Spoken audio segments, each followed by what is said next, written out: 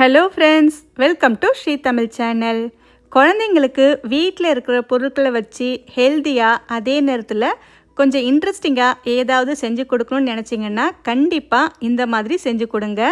இது பார்த்திங்கன்னா மார்னிங் பிரேக்ஃபாஸ்ட்டாக கொடுக்கலாம், இல்லைனா ஈவினிங் ஸ்நாக்காக கூட கொடுக்கலாம். குழந்தைங்க கண்டிப்பாக விரும்பி சாப்பிடுவாங்க. முதல்ல ஒரு மிக்ஸி ஜாரில் 1 கப் அளவுக்கு கோதுமை மாவு சேர்த்துக்கங்க. இதுக்கு பதிலாக மைதா மாவு இல்லைன்னா வறுத்து பொடிச்ச ஓட்ஸ் கூட சேர்த்துக்கலாம். அடுத்து ஒரு மீடியம் சைஸ் ஆப்பிளை தோலை சீவிட்டு இந்த மாதிரி நறுக்கி எடுத்துக்கங்க. இப்போ இந்த ஆப்பிளையும் நாம் இதில் சேர்த்துக்கலாம். இது கூடவே ஒரு சின்ன வாழைப்பழத்தை நறுக்கி சேர்த்துக்கங்க. வாழைப்பழம் இருந்தால் சேர்த்துக்கங்க, இல்லைன்னா இதை ஸ்கிப் பண்ணிக்கலாம். வெறும் கோதுமாவு ஆப்பிள் மட்டுமே போதும். இப்போ இது கூட ஒரே ஒரு டேபிள் ஸ்பூன் ப்ரௌன் சுகர் சேர்த்துருக்கேன். இதுக்கு பதிலாக நாட்டு சர்க்கரை, வெல்லம் கொஞ்சமாக சேர்த்துக்கோங்க. சர்க்கரை வெல்லம்லாம் சேர்க்கறது ஆப்ஷன் தான். நீங்கள் பழத்தில் இருக்கிற ஸ்வீட்டே போதும்னு நினச்சிங்கன்னா இதை கண்டிப்பாக ஸ்கிப் பண்ணிக்கலாம். அடுத்து இது கூட கொஞ்சமாக உப்பு சேர்த்துக்கோங்க. அடுத்து ஒரு 1/2 கப் அளவுக்கு காய்ச்சி ஆற வச்ச பாலை முதல்ல சேர்த்து நல்லா அரைச்சிக்கங்க. தேவைப்பட்டால் பால் இன்னும் கூட கொஞ்சம் சேர்த்துக்கலாம். அதிகபட்சம் ஒரு 1/2 கப்லேருந்து 3/4 கப் வரைக்கும் நமக்கு பால் தேவைப்படும். இப்போ இது எல்லாத்தையும் சேர்த்து நல்லா அரைச்சி எடுத்துகிட்டு வந்துடுங்க. இப்போ பார்த்தீங்கன்னா மாவு இந்தளவுக்கு நல்லா அரைச்சி எடுத்தாச்சு. அடுத்து ஃப்ளேவருக்காக கொஞ்சமாக வெனிலா எசன்ஸ் சேர்க்குறேன்.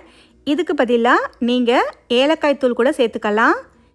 நல்லா ஒரு முறை கலந்து விட்டுக்கங்க. நான் இன்றைக்கி இதில் ஆப்ப சோடா, பேக்கிங் பவுடர் அப்படின்னு எதுவுமே சேர்க்கலை. ஏன்னா குழந்தைங்களுக்கு நம்ம ரெகுலராக காலையில் பிரேக்ஃபாஸ்ட்டு ஸ்நாக்ஸுன்னு கொடுக்கும்போது தினமும் ஆப்ப சோடா, பேக்கிங் பவுடர்லாம் சேர்த்து கொடுத்தா அந்தளவுக்கு நல்லதில்லை.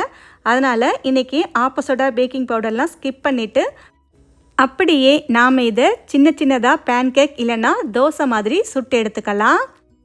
உங்களுக்கு விருப்பம் இருந்தால் பேக்கிங் பவுடர் கொஞ்சமாக சேர்த்துக்காங்க. அந்த மாதிரி சேர்க்கும்போது இன்னும் கூட நல்லா மெத்து மெத்துன்னு உப்பி வரும்.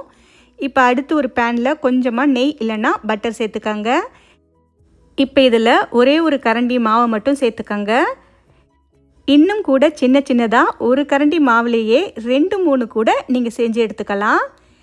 இப்போ சேர்த்ததுக்கப்புறம் தேவைப்பட்டால் மேலே கொஞ்சமாக பட்டர் சேர்த்துக்காங்க. அடுப்பை மீடியம் ஃப்ளேமில் வச்சு வேக விடுங்க. ஒரு பக்கம் லேசாக செவந்து வந்ததும் அடுத்த பக்கமும் திருப்பி விட்டுக்கலாம். அடுத்த பக்கத்தையும் மீடியம் ஃப்ளேமில் வச்சு வேக விடுங்க. கொஞ்ச நேரத்துலேயே அடுத்த பக்கமும் லேசாக செவந்து வந்திருக்கும். இந்த அளவுக்கு வந்ததும் இப்போ நம்ம இதை வெளியே எடுத்துடலாம். அவ்வளவுதான். இதே மாதிரி எல்லா மாவையும் சின்ன சின்னதாக சுட்டு எடுத்துக்கங்க. அவ்வளவுதான். இதை சுட சுட அப்படியே சாப்பிட்டாலும் சூப்பராக இருக்கும்.